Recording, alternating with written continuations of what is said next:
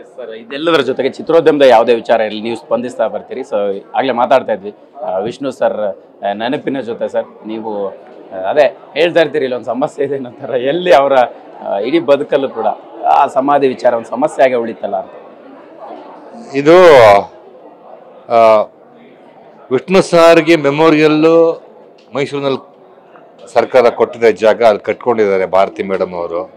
ನಾವು ಅದನ್ನೇ ಹೇಳ್ತಾ ಇರೋದು, ನಾವು ವಿಷ್ಣು ಸಾರ್ ಅವನ್ನ ಕೊನೆ ಸಾರಿ ನೋಡಿದ ಜಾಗ ಅವ್ರದ್ದು ಅಂತ್ಯ ಸಂಸ್ಕಾರ ಆಗಿದ್ದು ಅಭಿಮಾನ್ ಸ್ಟುಡಿಯೋದಲ್ಲಿ. ಅಂದರೆ ಅವರ ಮುಖವನ್ನು ನಾವು ಕಡೆ ಸಾರಿ ನೋಡಿದ್ದು ಅಲ್ಲಿ. ಸೊ ಅದು ಅಭಿಮಾನಿಗಳಿಗೆ ಒಂದು ನೋವಿರುತ್ತೆ ಅಲ್ಲಿ ಮಾಡಬೇಕು ಅಂತ. ಬಟ್ ಎಲ್ಲರಿಗಿಂತ ಚೆನ್ನಾಗಿ ಗೊತ್ತಿರೋದು ಭಾರತಿ ಅವ್ರಿಗೆ, ಅವ್ರ ಪತ್ನಿಯವ್ರಿಗೆ ಗೊತ್ತು ವಿಷ್ಣು ಅವರ ಆಸೆ ಏನೇನಿತ್ತು ಅಂತ. ಹಾಗಾಗಿ ಮೈಸೂರಿನಲ್ಲಿ ಸರ್ಕಾರ ಕೊಟ್ಟಿದ್ದಾರೆ, ಅದನ್ನು ನಾವು ಅಲ್ಲಿ ಮೆಮೋರಿಯಲ್ ಮಾಡಿದ್ದಾರೆ.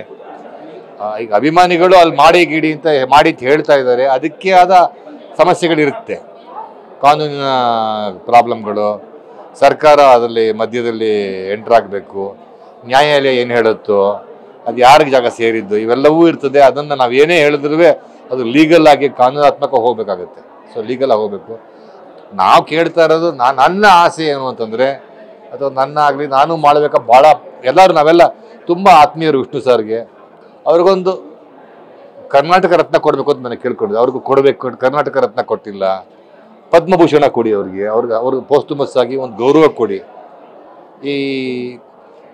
ಈಗ ಮೆಮೋರಿಯಲ್ ಸ್ಮಾರಕದ ಬಗ್ಗೆ ನಮಗೆಲ್ಲ ಅಲ್ಲಿ ಕಡೆ ನಮಗೆ ಮೆಮೋರಿ ಅಲ್ಲೇ ಕೊನೆಯದಾಗಿದ್ದರಿಂದ ಅಲ್ಲಿದ್ದರೆ ಚೆನ್ನಾಗಿರುತ್ತೆ ಅಂತ ಅನಿಸುತ್ತೆ ನಮಗೆ.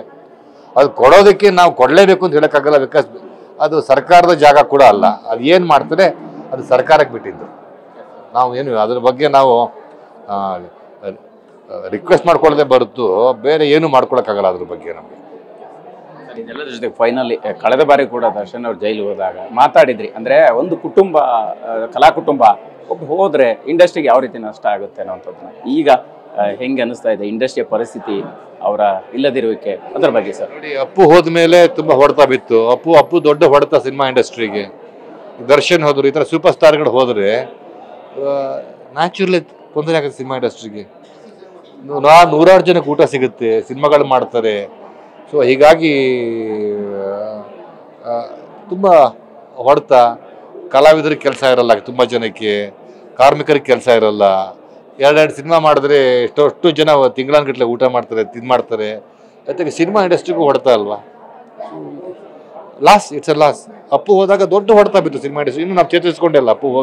ಅಪ್ಪು ಹೋದ್ಮೇಲೆ ನಾವು 3 ಸಿನಿಮಾ ಮಾಡಿದ್ರೆ ಯೋಚನೆ ಮಾಡಿ ಎಷ್ಟು ಕೆಲಸ ಇರೋದು ಇಂಡಸ್ಟ್ರಿಗೆ, ಎಷ್ಟು ಬಿಸಿ ಆಗಿರೋದು ಅಂತ. ಈಗ ದರ್ಶನ್ ಅವರಿಲ್ಲ, ಅಪ್ಪು ಅವರಿಲ್ಲ. ದರ್ಶನ್ ಇದ್ದಾರೆ, ಸುದೀಪ್ ಅವರಿದ್ದಾರೆ, ಎಷ್ಟು ನಮ್ಮ ಕೈಗೆ ಸಿಗ್ತಾ ಇಲ್ಲ ಬಿಡಿ.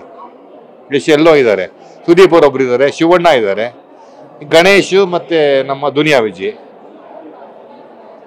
ಧನಂಜಯ, ಈ ಥರ 4-5 ಜನ ಹೀರೋಗಳು ಇಟ್ಕೊಂಡು ನಾವು ವರ್ಷಕ್ಕೆ 2 ಸಿನಿಮಾ 3 ಸಿನಿಮಾ ಮಾಡಿದ್ರೆ ಎಲ್ಲ ಆಗುತ್ತೆ ಹೇಳಿ, ಕಷ್ಟ ಆಗುತ್ತಲ್ಲ. ಬೇಕು ನಮಗೆ. ಬಟ್ ಈಗ ಅದನ್ನು ಕಾನೂನು ಪ್ರಕ್ರಿಯೆ ನಾವೇನು ಮಾಡೋಕ್ಕಾಗತ್ತೆ ಹೇಳಿ, ಅದಕ್ಕೆ ಯಾರು ಏನು ಮಾಡೋಕ್ಕಾಗಲ್ಲ. ಅವರು ಕೋರ್ಟ್ ಆರ್ಡರ್ ಆಗಿದೆ, ಆಚೆ ಬರಲಿ ಅಂತ ಕೇಳ್ಕೊಳ್ತೀವಿ. ಬೇಗ ಇದರಿಂದೆಲ್ಲ ಮುಗಿಸ್ಕೊಂಡು ಬಂದರೆ ಚಿತ್ರರಂಗಕ್ಕೆ ಒಳ್ಳೆಯದಾಗುತ್ತೆ. ಥ್ಯಾಂಕ್ ಯು ಸರ್, ನಿಮಗೂ all the best sir. Yes, ಇದಿಷ್ಟು ನಟ ಅವಿನಾಶ್ ಅವರ ಮಾತಾಗಿರ್ತಕ್ಕಂಥದ್ದು. ಕ್ಯಾಮ್ರಾ ಪರ್ಸನ್ ಗಿರೀಶ್ ಜೊತೆ ಮಾಲ್ತೇಶ್ ಜಗ್ಗಿನ್, TV9 ಬೆಂಗಳೂರು.